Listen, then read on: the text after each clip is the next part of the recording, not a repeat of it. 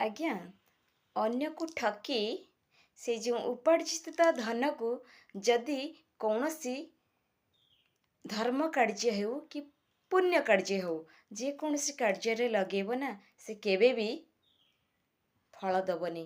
କାହିଁକି ନା ମୁଁ ହୁଏ କି ଆପଣ ହୁଅନ୍ତୁ କି XYZ ଯିଏ ବି ହୁଅନ୍ତୁ ନା କାହିଁକି, ଯଦି ଠକ ପଇସା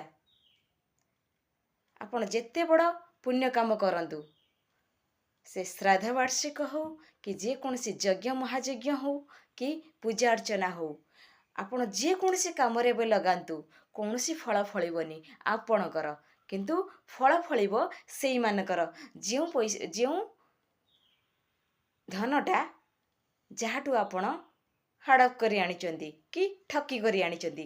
ସେଥିପାଇଁ କୁହନ୍ତୁ ତ ଆମେ କାହିଁକି ଏ ମୂର୍ଖାମି କରିବା, କାହିଁକି ଏ ବୋକାମି କରିବା? ଯଦି ଆମେ ଜାଣିଛେ ଏଇଟା ଆମ ପାଇଁ ଫଳପ୍ରଦ ନୁହେଁ ତାହେଲେ ଆମେ କାହିଁକି କରିବା? କିଛି ଲୋକ ବୁଝିପାରନ୍ତିନି।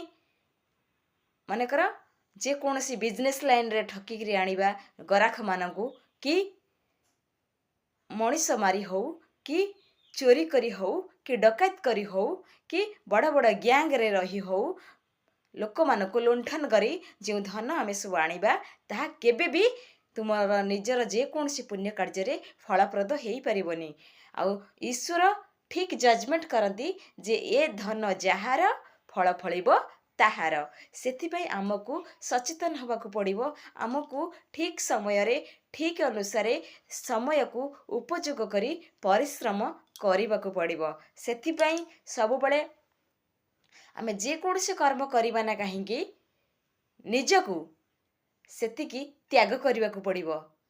ଝାଳ ବୁହାର ଧନରେ ଯଦି ଗୋଟେ ଛୋଟ ପୂଜାଟିଏ କରାଯାଏ କି ଭଗବାନଙ୍କୁ କିଛି ଦିଆଯାଏ, ସେ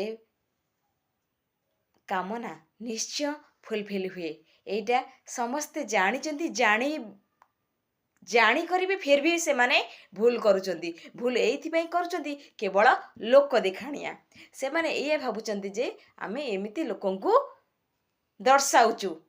ସବୁବେଳେ ଗୋଟେ କଥା ମନେ ରଖିବ, ଭଗବାନ ସେଇ ଧନରେ ଖୁସି ହୋଇଥାନ୍ତି ଯଦି ଗୋଟେ ପରିଶ୍ରମୀ ମଣିଷ ତା ଝାଳ ବୁହାରେ ଗୋଟିଏ ଧୂପକାଠି ଦିଏ ନା, ଭଗବାନ ବହୁତ ଆଶୀର୍ବାଦ କରନ୍ତି। ଆଉ ଯଦି ଠକ ସସ୍ତା ଧନରେ ଯଦି 10 କେଜି ଘିଅ ଜଳେ ନା, ତା ଦେହରେ ଭଗବାନଙ୍କର ଆଶୀର୍ବାଦ ରୁହେନି, ଅଭିଶାପ ରୁହେ। କାହିଁକି ନା ସେ ଧନ ଆପଣଙ୍କର ନୁହେଁ, ସେ ଧନ ଆଉ କାହାର।